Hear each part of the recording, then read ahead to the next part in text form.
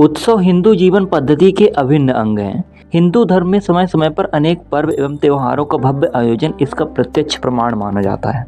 श्रावण मास के शुक्ल पक्ष की पंचमी तिथि को नाग पंचमी का त्योहार मनाया जाता है। ये पर्व नागों को समर्पित है। इस त्योहार पर नागों की पूजा अर्चना की जाती है। वेद और पुराणों में नागों का उद्गम महर्षि कश्यप और उनकी पत्नी कद्रु से माना गया है। नागों का मूल स्थान पाताल लोक में है। पुराणों में प्रसिद्ध नगरी भोगवतीपुरी को नागलोक की राजधानी बताया गया है। हिंदू धर्म ग्रंथों में नाग को देवता माना जाता है। इसके पीछे कई मान्यताएं हैं, जैसे कि शेष नाग के फन पर यह धरती टिकी है।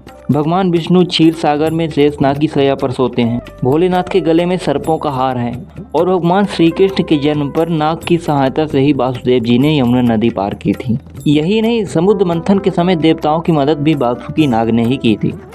इसलिए नाग पंचमी के दिन नाग देवता का आभार व्यक्त किया जाता है। सावन मास के आराध्य देव भगवान शिव ही माने जाते हैं। सावन वर्षा ऋतु का समय होता है। वर्षा ऋतु में अत्यधिक वर्षा के कारण सांप भूगर्भ से निकलकर भूतल पर आ जाते हैं।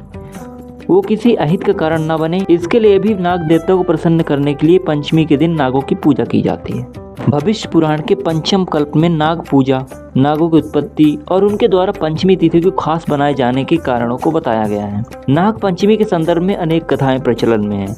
उनमें से एक प्रचलित कथा इस प्रकार है। जब सागर मंथन हुआ तब माता की आज्ञा न मानने के कारण नागों को श्राप मिला कि राजा जन्मेजय के यज्ञ में जलकर तुम सभी भस्म हो जाओगे। तभी घबराते हुए नाग ब्रह्मा जी की शरण में पहुंचे। ब्रह्मा जी ने इन्हें बताया कि जब नाग वंश में महात्मा जरत्कारु के पुत्र आस्तिक होंगे, वो आप सभी की रक्षा करेंगे। जिस दिन ब्रह्मा जी ने नागों को रक्षा का उपाय बताया, वो पंचमी तिथि थी।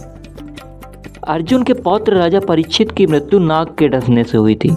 परीक्षित के पुत्र जन्मेजय ने नागों से अपने पिता की मृत्यु का बदला लेने के लिए उनके पूरे कुल को मारने के लिए सर्प मेघ यज्ञ का आयोजन किया। नागों की रक्षा के लिए ऋषि जरत्कारु के पुत्र आस्तिक मुनि ने इस यज्ञ को रोक दिया था। जिस दिन उन्होंने इस यज्ञ को रोका, वो श्रावण शुक्ल पंचमी का दिन था।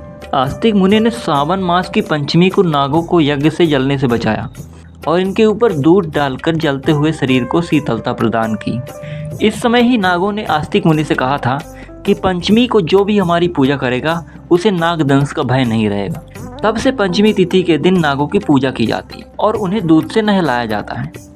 परंतु वर्तमान में नागों को दूध पिलाने की परंपरा भी प्रारंभ हो गई है। विज्ञान के अनुसार सांपों का पाचन तंत्र ऐसा नहीं होता कि वो दूध को पचा सकें। दूध का पाचन नहीं हो पाने से उनकी मृत्यु भी हो सकती है। शास्त्रों में नागों को दूध पिलाने को नहीं, वरन दूध से स्नान कराने को कहा गया है। अतः नागों को दूध नहीं पिलाना चाहिए।